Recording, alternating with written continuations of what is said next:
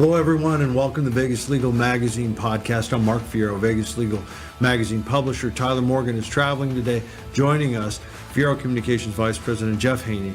This podcast is a continuation of a podcast on the case of Jeff Krajnak, a Henderson resident, a Navy Seabee veteran who served America in Iraq and Afghanistan, who, it appears, is on his way to prison for years. His crime: he smoked medical marijuana, and the next day he drove. He got into an accident where the fault is very much in dispute. He was charged with crimes that could have sent him to prison for 16 years. He pleaded out and is facing 1 to 6 years for a car accident that resulted in a death. Nevada may have legalized recreational marijuana, but as the Krajnak case shows, if you smoke and you drive, you're facing serious jail time if you get into an accident. Today's guest, Segerblom, widely considered to be the father of retail marijuana. Senator Segerblom, thank you so much for joining us. Thank you. I apologize. The audience can see my face. I had a little skin cancer taken off. That's one of those things about living in Nevada, the skin cancer capital of the world. I grew up on the lake. There you are. So you've read a little bit about this case. You're familiar. I know that we talked with Krajnak, and he's taken great comfort in the fact that you've taken time to talk with him and to learn a little bit more about his case. What do you think is, you're a veteran of the legislative process, you're a candidate, it looks like you're next county commissioner. What do you think can be done legally at this point? Well, for him, it sounds like it's basically the mercy of the judge. I think we need to go to the judge and explain the background of this. But the district attorney, which I hate to say, really would not deal with reality and force the guy to take a serious plea. But as you know, there's a woman in Lovelock prison right now for 16 years, same situation. She was in an accident. She tested positive for marijuana. The jury actually found she was not impaired. But the judge said, well, it's automatic DUI with this thing in there, and sentenced her to 20 years in prison, and she's up there right now.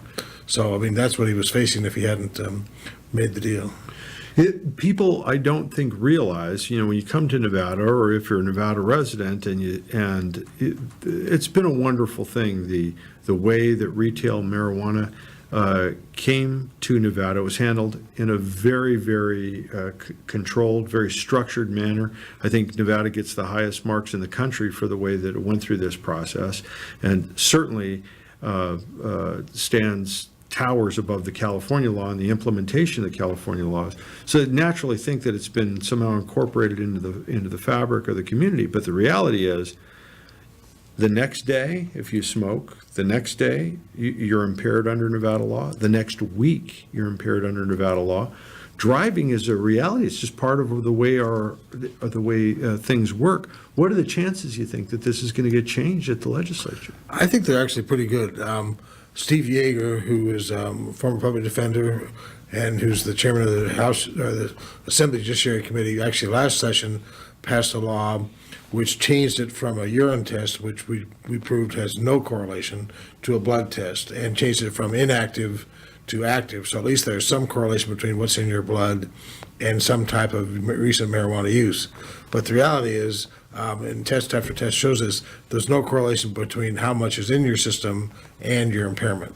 So you have to judge impairment not by what's in the blood, other than we can prove there was something in the blood, but you have to judge it by how the person acted. And in this case, the people around him, and including the police, said there's no evidence of impairment. He could walk, he could talk, he could function fine.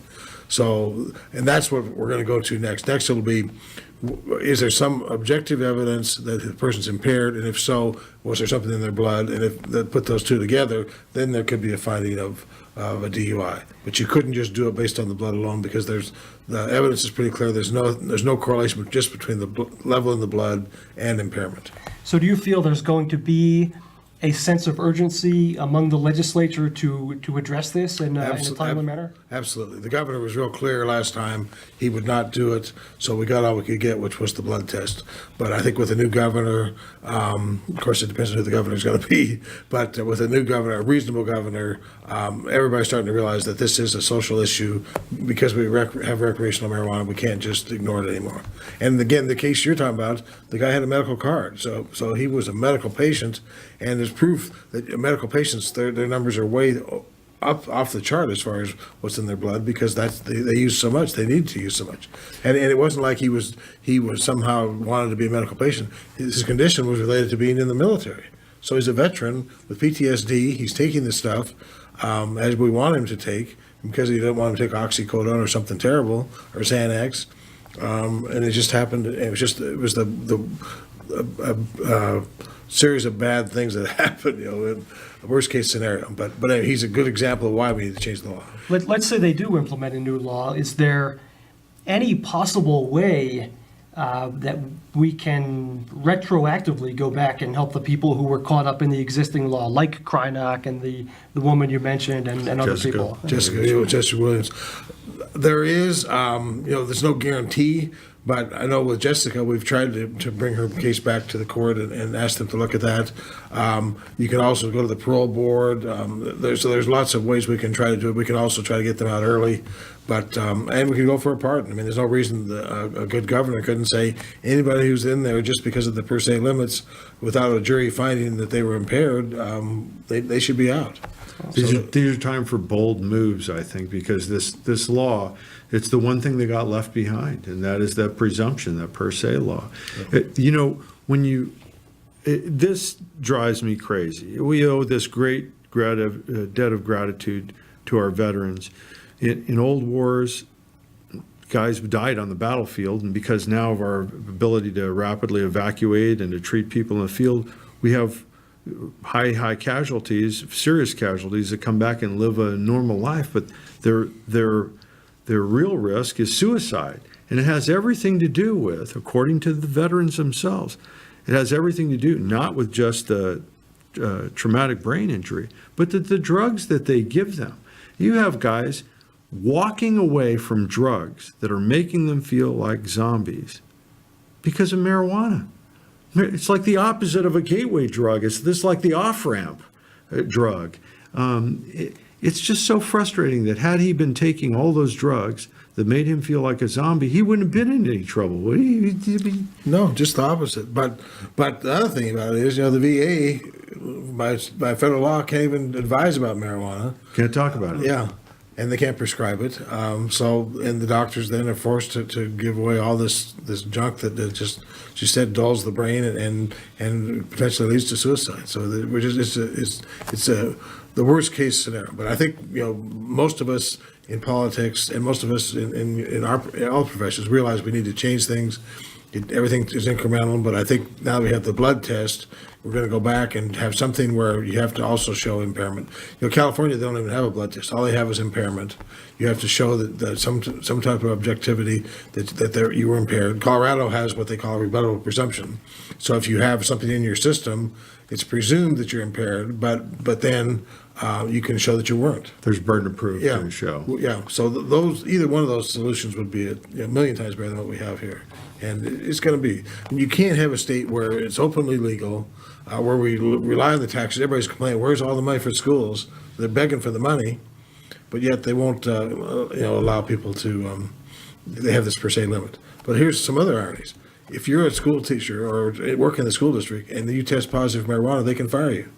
They will drug test you at the county for marijuana. Even though they're begging for all this tax money, it's still illegal to have, it's still a fireable offense just to have marijuana in your system. I just had a teacher, he took a hair test, they forced him to take a hair test, he tested positive, they're trying to fire him.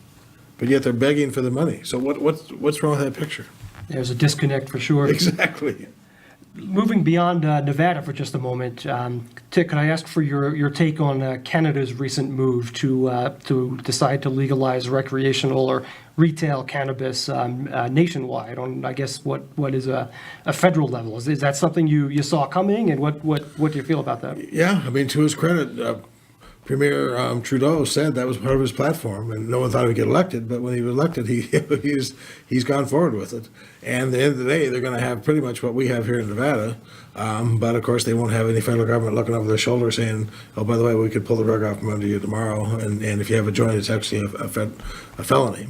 But I think that this will further the impetus for the states that don't already have recreational marijuana to go that route.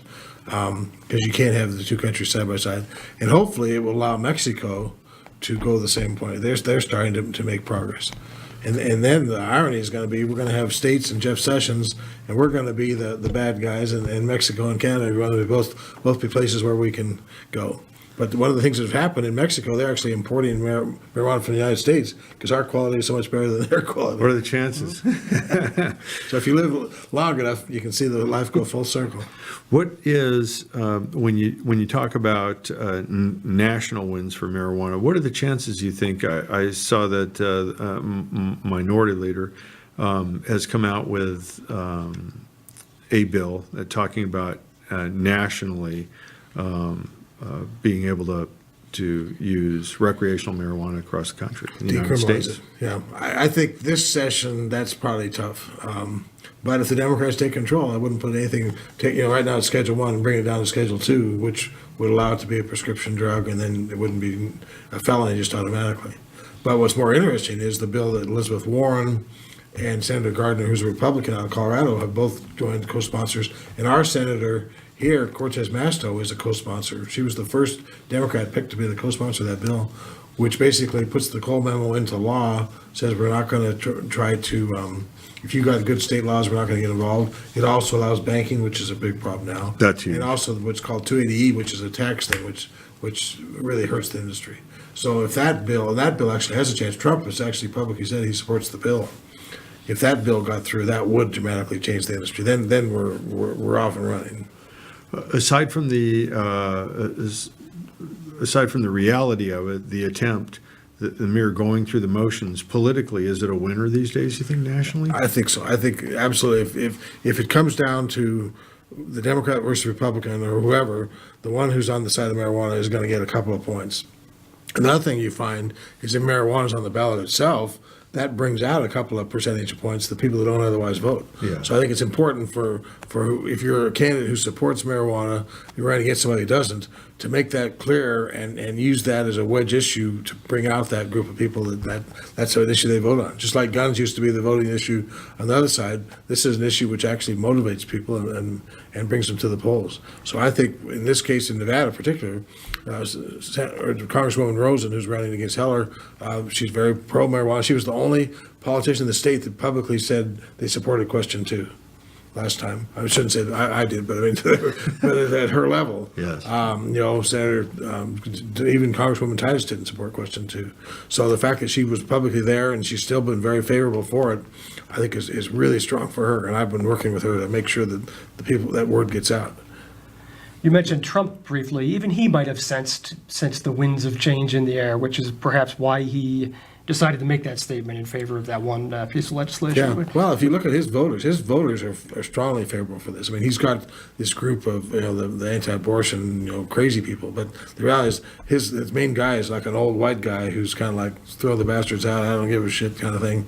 Those people love marijuana. Even if they don't use it themselves, they like the idea that the government's not going to tell me what to do. Precisely. Yeah. In Nevada, and you had a broader view behind the scenes than most. Was it a bipartisan, or are there holdouts on either side? There's holdouts on both sides. And actually, it's the right wing and the left wing that have come together to do this. Because the right wing as libertarians are just as much in favor of it as the left wing are. So there's the middle of the road that we're both kind of squishy. But now the Democrats are pretty much all in line in favor of a highly regulated marijuana industry. And then there's the Republicans that are still kind of stuck out there in general. But we wouldn't have anything at all but for Lieutenant Governor Mark Hutchison. He and I put together the first medical program, which became the recreational program. But to his credit, he stood up and said, "This is a states' rights issue, and I'm going to support this." And he really wrote the bill. I mean, he may not want to admit to it anymore, but without him, we wouldn't be here. And Michelle Fiore, who's I don't want to say crazy because she's not crazy, she's my friend, but who's very out there as far as guns and things. You think? She was the 28th vote in the assembly. We wouldn't have medical marijuana. So, I mean, it really has been Republicans who made that difference. It brings to mind that Anybody that loves sausage or the law should never see either being made. Well, and you should never presume anything. I enter politics by saying, until you tell me you're opposed to whatever I'm trying to do, I'm your friend and I will work with you. And, Yep. and on every given issue, you can form a different coalition. So you can't just be pure and say, oh, if you're not 100% with me, I'm not going to talk to you. You're running for one of the most powerful seats in the state of Nevada, the county commission. Clark County Commissioners, just to put that in context, the Strip can't do anything unless the Clark County Commission says they can. So that's the totality. That's all the power you need. Well, or the flip side is the county commission can't do anything unless the Strip says you can do it. That's probably just as true, if not more so. But given that, is there anything at the county level that can be done? I know the big thing, right, the next thing on the agenda has to be lounges. That's one of the other crazy hypocrisy things about Nevada. Yeah, I mean, again, that is total hypocrisy. Here you are, again, you're promoting an industry, you're going around the world saying, come to Nevada because we have legal marijuana, but then you say, by the way, even if you buy it, you can't use it anywhere, and you can't take it back home. So how crazy is that?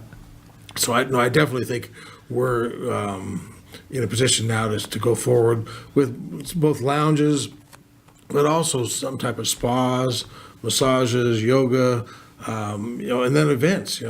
High Times does these big events where you have like a weekend thing where people come, and like Electric Daisy Carnival. What better place to have it? So there's going to be all kinds of things like that, and that's what Nevada does best. Other places will do something for 100 people or 500 people. We do things for 100,000 people. Thousands. We've always been a big event city, whether it's a NASCAR race, a prize fight, UFC, the list goes on. I mean, why not some kind of cannabis contest of some sort? They exist in other cities and other countries and Exactly, so forth. yeah. And Electric Daisy Carnival, I'm sure if you test everybody out there, 90% of them are using something. Yeah. So, I mean, it's just what we do.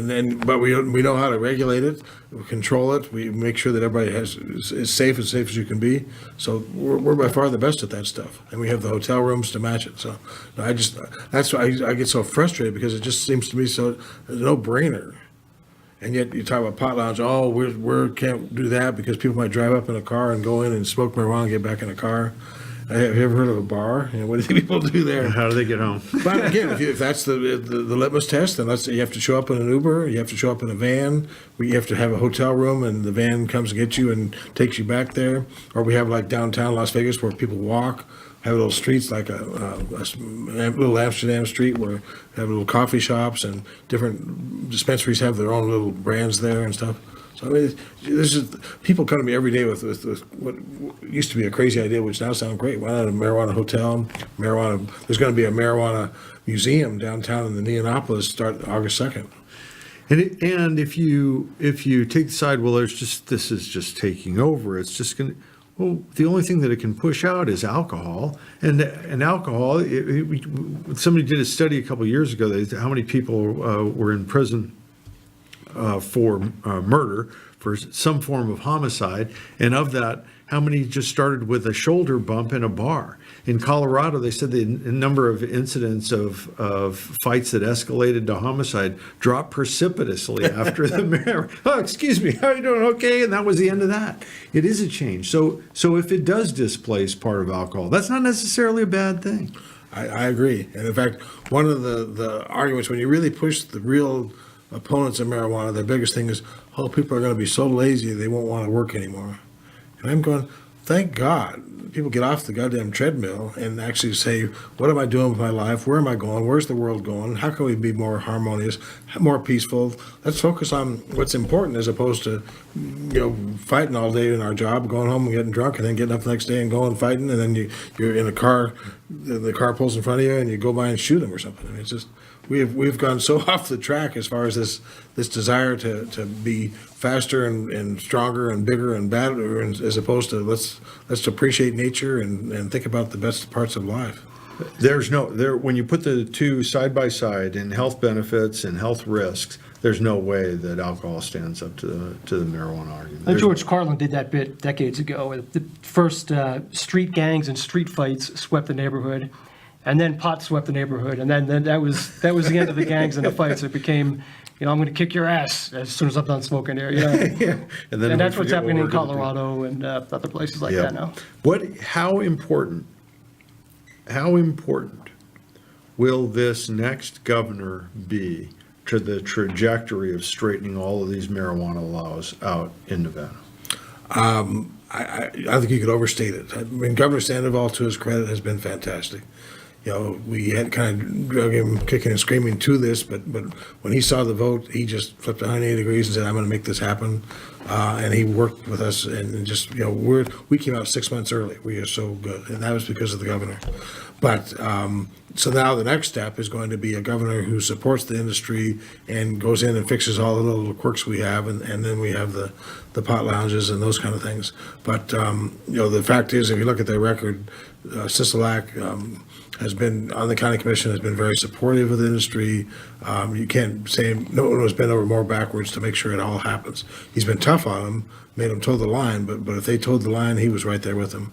Whereas Laxalt's just been the opposite. I mean, he's just, you know, no. And I really fear that if he happened to get elected, we're going to go backwards. And it'd be tragic because we have $500 million invested. We're raising $120 million a year in taxes.